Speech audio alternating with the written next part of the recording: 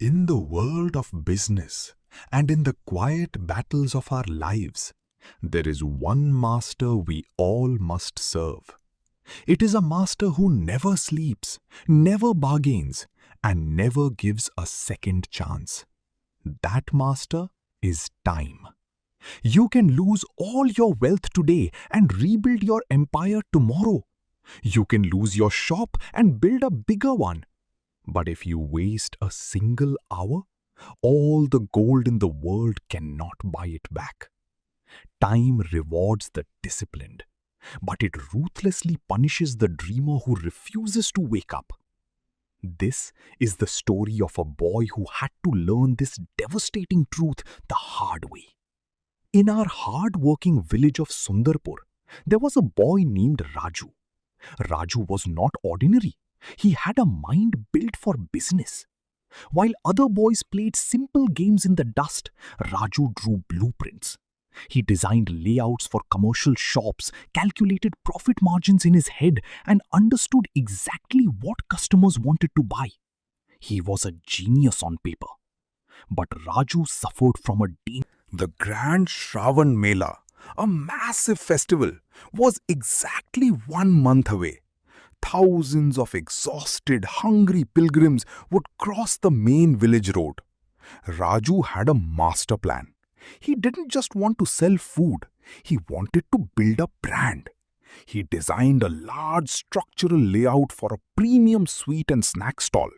He planned a specific display area for fresh golden jalebis and a separate counter for cold sweet rose water.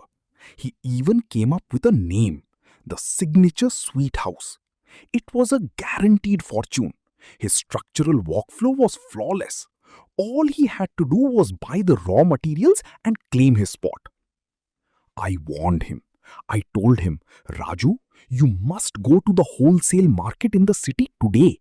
You must secure your flour, your sugar, your rose water, and the skilled laborers to build your stall. But the poison of procrastination had infected him. Raju laughed. Chacha, why the tension? A month is a very long time. The market is not running away. I will go tomorrow. He was trapped in the illusion that time belonged to him. He spent the next 3 weeks lounging by the river, watching the clouds, convinced that his brilliant idea was enough to guarantee success. With only 3 days left before the festival, the village transformed into a bustling hub of commerce. Suddenly, the reality of the calendar struck Raju. The time was gone. He grabbed his money box and sprinted miles to the city's wholesale market to buy his raw materials. But the market has no mercy for those who arrive late. When Raju reached the sugar merchants, their warehouses were empty. "You are too late, boy," the merchant said. "A quiet lad from your village named Shyam came 2 weeks ago. He bought all the premium sugar and flour." Raju ran to the timber yard to build his display area. Empty. He ran to the flower market for his rose water. Sold out. While Raju was dreaming of his signature brand, a boy with half his intelligence but twice his discipline had silently executed the plan. The day of the Mela arrived, bringing thousands of hungry, exhausted travelers. On the best corner of the crossroads stood a magnificent stall. It was perfectly laid out. The workflow was smooth. It was Shyam's stall. Shyam wasn't a genius, but he respected time. The crowd swarmed his counter, handing over thick stacks of rupees.